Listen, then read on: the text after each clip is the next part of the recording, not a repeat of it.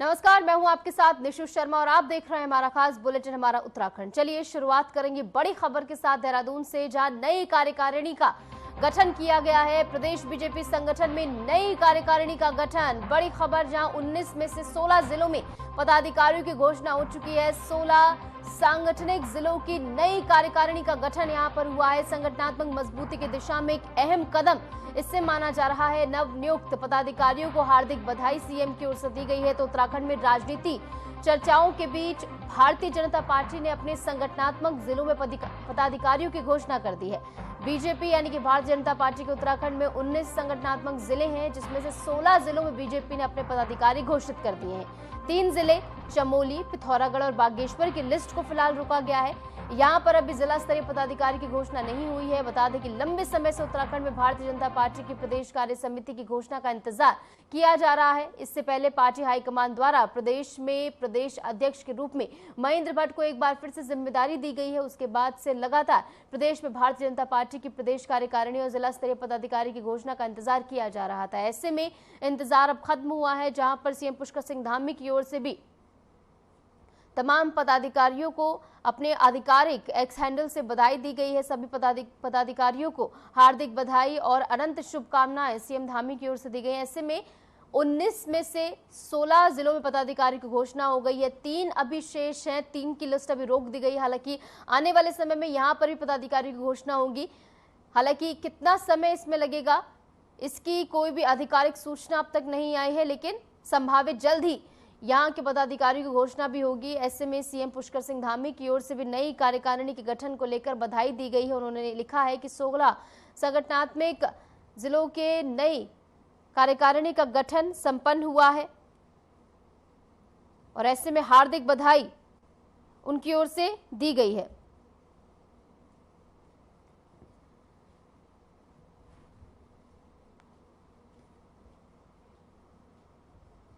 और इस बीच आपको उत्तराखंड के समग्र जैन सम्मेलन कार्यक्रम में लिए चलेंगे, जहां पर सीएम पुष्कर सिंह धामी बतौर मुख्य अतिथि शिरकत करने पहुंचे हैं। वहां की तस्वीरें भी आपको दिखाएंगे और ऐसे में लाइव तस्वीरें आपकी टेलीविजन स्क्रीन पर, जहां पर सम्मेलन कार्यक्रम में सीएम पुष्कर सिंह धामी बतौर मुख्य अतिथि शिरकत करने पहुंचे हैं और मंच पर विराजमान आपको सीएम पुष्कर सिंह धामी नजर आ रहे हैं। उत्तराखंड समग्र जैन समाज सम्मेलन का आयोजन यहाँ पर हुआ है और ऐसे में कुछ लाइव तस्वीरें आपकी टेलीविजन स्क्रीन पर, जहां पर तमाम अन्य गणमान्य जन भी यहां पर उपस्थित। और इसी के साथ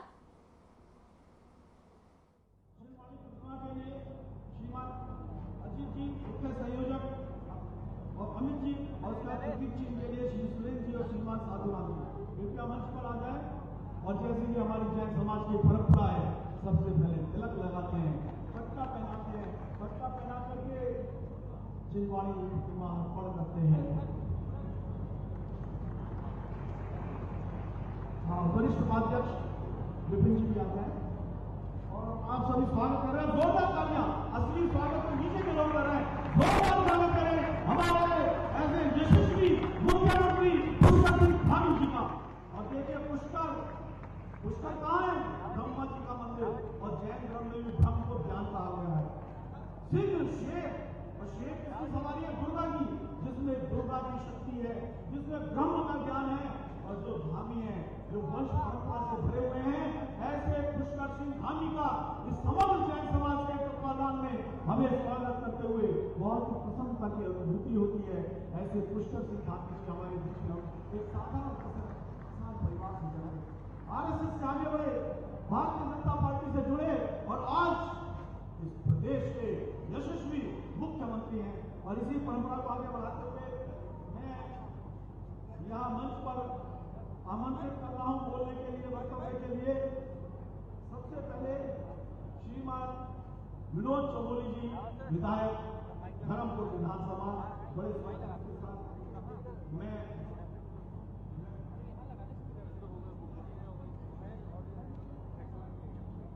कुछ योगदान मैं बुला रहा हूँ। हमारे विधायक हैं, आपके क्षेत्र के विधायक हैं, जरा जोरदार ताली आपके लिए बजा दीजिए। और करना चाहता हूँ कि गतिशील करो चरणों को, मंच में कोई पास नहीं है। काल चक्र है, गतिमान किसी का दास नहीं है। जीवन की हर सांस में जो धर्म को अंगीकार कर लेते हैं, सांसों पर किसी का कोई विश्वास नहीं है, ऐसे चलो।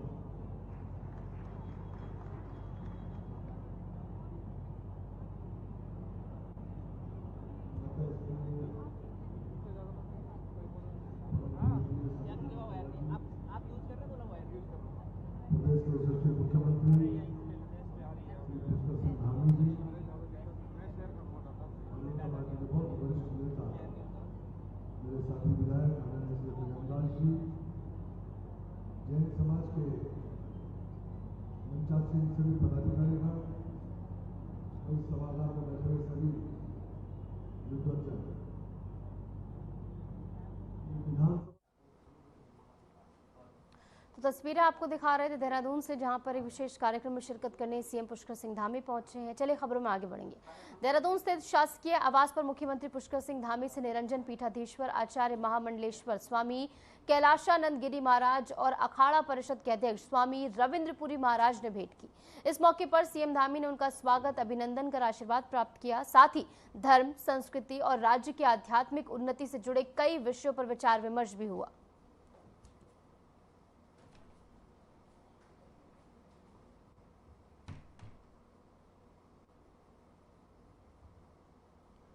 खबर धर्मनगरी हरिद्वार से है, जहां लखनऊ में विश्व हिंदू रक्षा परिषद के अंतर्राष्ट्रीय अध्यक्ष गोपाल राय ने प्रेस वार्ता कर बलरामपुर निवासी जबीउल्लाह के गंभीर आरोप मीडिया के सामने रखे हैं। आरोप है कि पूर्व सपा सांसद रिजवान जहीर ने एक ही मकान पर सैकड़ों फर्जी वोटर बनवाए, सरकारी जमीन पर कब्जा कर अकूत संपत्ति जुटाई और अवैध निर्माण खड़े किए। अब इस मामले पर हरिद्वार के साधु संत भी मुखर हो गए हैं। महामंडलेश्वर स्वामी यतीन्द्रानंद गिरी महाराज ने इसे उत्तर प्रदेश में इस्लामीकरण की बड़ी साजिश करार दिया है।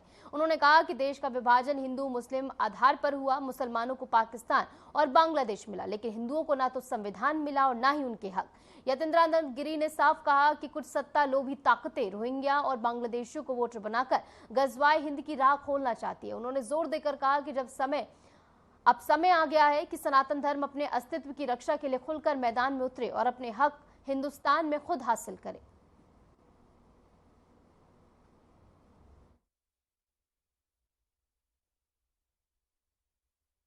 देश के विभाजन से ही यह समस्या देश के अंदर पैदा हो गई।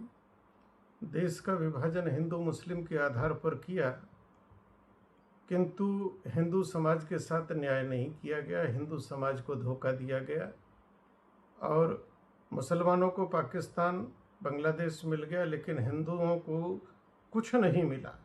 हिंदुओं को ना अपना संविधान मिला, ना अपने अधिकार मिले, कुछ नहीं मिला। और आज जो इस्लामिक शक्तियां हैं वो इस देश को गजवाए हिंद में परिवर्तित करना चाहती हैं और दुर्भाग्य से सत्ता के भूखे, सत्ता के लोभी, लालची नेता उन मुसलमानों को गले लगा रहे हैं। यहाँ तक कि बांग्लादेश और रोहिंग्या मुसलमान जो आकर यहाँ बस के उनको वोटर बना रहे हैं और इस देश के अंदर फिर से एक इस्लामिक राज्य, इस्लामिक देश बनाने का षड्यंत्र रच रहे हैं। आज आवश्यकता यह है कि भारत की जनता, भारत का सनातन हिंदू समाज इसके खिलाफ खड़ा हो और अपनी आवाज़ उठाए, अपने अधिकार ले और इस भारत के अंदर सनातन संस्कृति को सुरक्षित करे।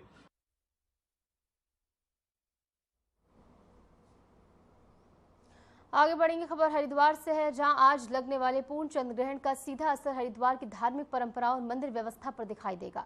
सूतकाल दोपहर 12:57 से शुरू हो गया है, जिसके चलते हरिद्वार के सभी मंदिरों का पाठ दोपहर में ही बंद कर दिया गया है। गंगा आरती, जो हर रोज शाम को होती है, आज विशेष रूप से दोपहर 12:30 बजे संपन्न हो गई है। तीर्थ उज्जवल पंडित ने श्रद्धालुओं को निर्देश दिया है कि वे ग्रहण काल के नियमों का पालन करें और गृहस्थ लोग शाम 7 बजे तक भोजन कर लें। यानी आज हरिद्वार की गंगा आरती और मंदिर परंपराएं चंद्र ग्रहण के कारण पूरी तरह बदली नजर आएंगी।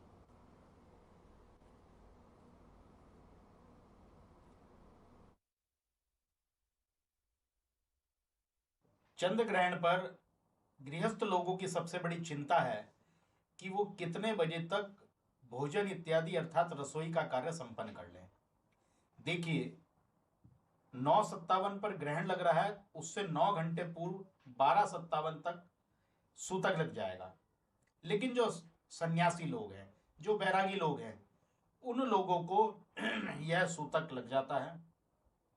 मंदिरों के कपाट बंद हो जाते हैं। हर की पौड़ी की आरती जो सांध्यकालीन होती है वो आज 12:30 बजे हो जाएगी। सभी लगभग मंदिरों में इसी प्रकार 12:30 बजे तक आरती इत्यादि का, मध्यकालीन भोजन इत्यादि का कार्य संपन्न। जो गृहस्थ लोग हैं वो शाम 7:30 बजे तक अपनी रसोई का कार्य संपन्न कर लें। जो बीमार लोग हैं उनके लिए कोई नियम नहीं है, बच्चों के लिए कोई नियम नहीं है, वृद्धों के लिए कोई नियम नहीं है, और जो गर्भवती महिलाएं हैं वो पानी वाला नारियल लेकर अगर बैठे गोद में तो चंद्र ग्रहण का जो नेगेटिव प्रभाव उस पर पड़ना है वो नहीं पड़ेगा।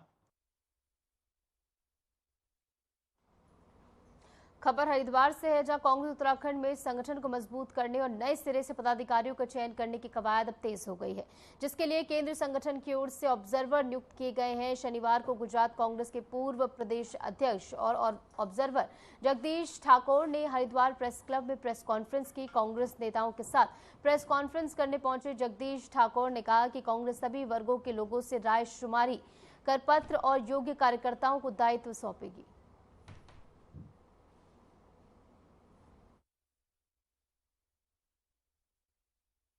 पूरे उत्तराखंड में एआईसीसी से एक ऑब्जर्वर लगा हुआ है। उत्तराखंड प्रदेश कांग्रेस समिति की ओर से हर डिस्ट्रिक्ट और हर सिटी में ये डिस्ट्रिक्ट प्रेसिडेंट का चयन करने के लिए 3 ऑब्जर्वर लगे हुए हैं और सभी हमारे सीनियर लीडर्स, हमारे कार्यकर, सामाजिक संस्थाएं, एनजीओ, व्यापारी, पत्रकार और सभी तबके के लोगों को मिलेंगे, उनके साथ राय मशवरा करेंगे और उनमें से जो नाम निकल के आता है वो डिस्ट्रिक्ट या सिटी प्रेसिडेंट के लिए हम चयन करने के लिए ये पूरी एक्सरसाइज चल रही है।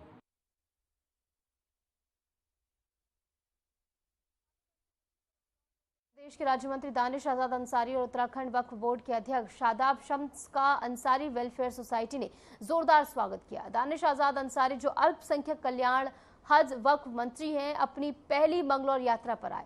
इस दौरान उन्होंने मोदी सरकार की नीतियों को अल्पसंख्यक, मुस्लिम और पिछड़े पसमानदा समाज तक पहुंचाने पर जोर दिया।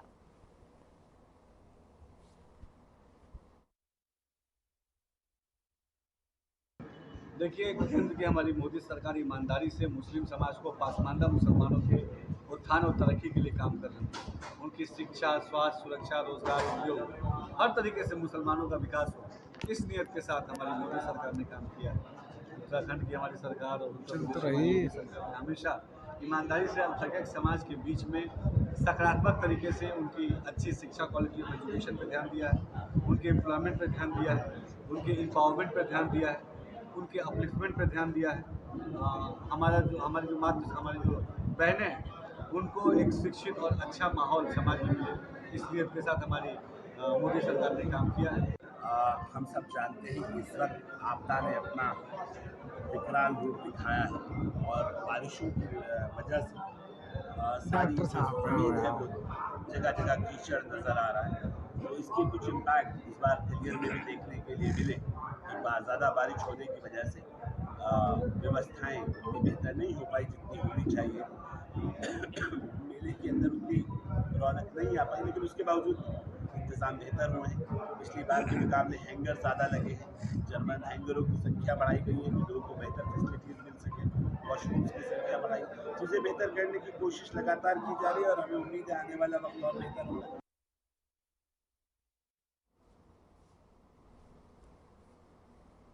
और इस बीच रुक रहे छोटे से ब्रेक के लिए। ब्रेक के बाद जल्द हाजिर होंगे।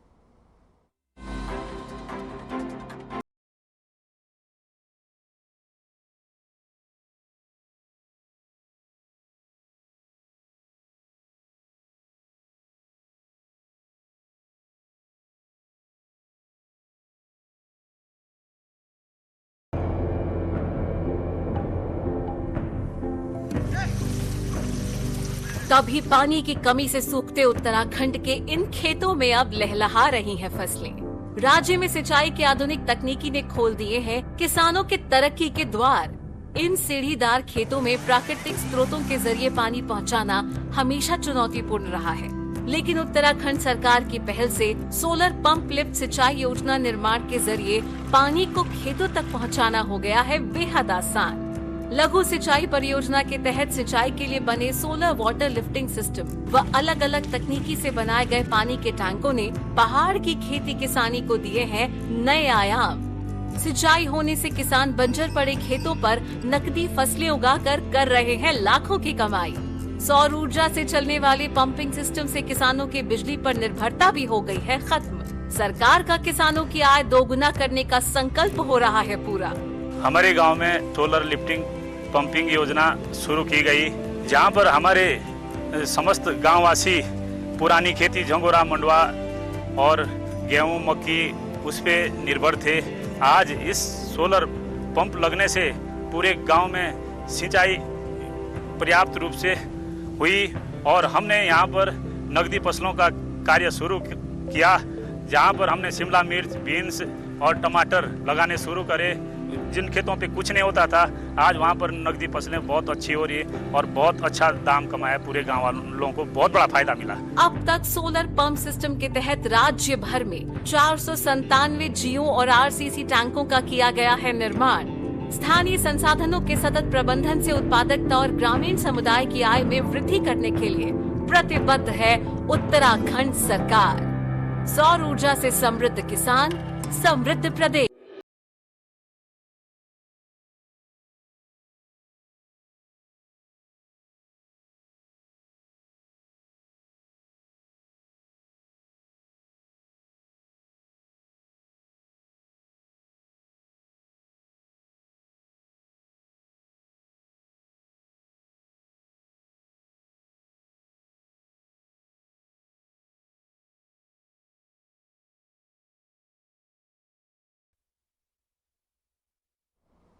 स्वागत है आपका। ब्रेक के बाद चले एक बार फिर से रुक करेंगे तमाम खबरों का, लेकिन उससे पहले आपको देहरादून लिए चलेंगे, जहां पर जैन समाज के खास सम्मेलन में सीएम पुष्कर सिंह धामी क्या कुछ कह रहे हैं, सुनिए।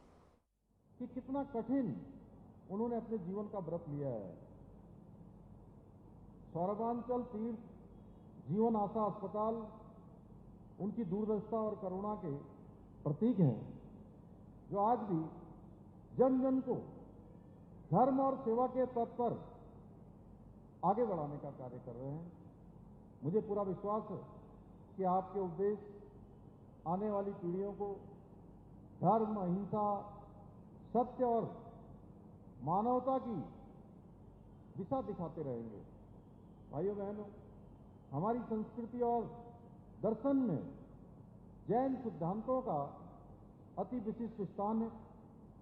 जैन धर्म में प्राणी मात्र के कल्याण की भावना निहित है और अहिंसा जैन धर्म का प्रमुख आधार है। जैन धर्म ने पूरी दुनिया को सिखलाया कि अहिंसा वीरों का धर्म है, अहिंसक आचरण वीरों का कर्म है, अहिंसा मूलक चिंतन वीरों के जीवन का मर्म है।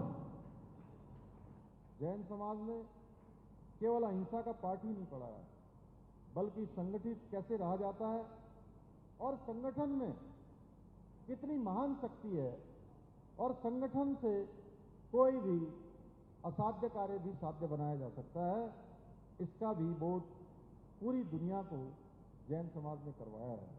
भाइयों बहनों, हमारे राज्य का समग्र विकास सुनिश्चित करने के साथ ही हम प्रदेश के हित में कई कठोर और ऐतिहासिक निर्णय भी हमने लिए हैं।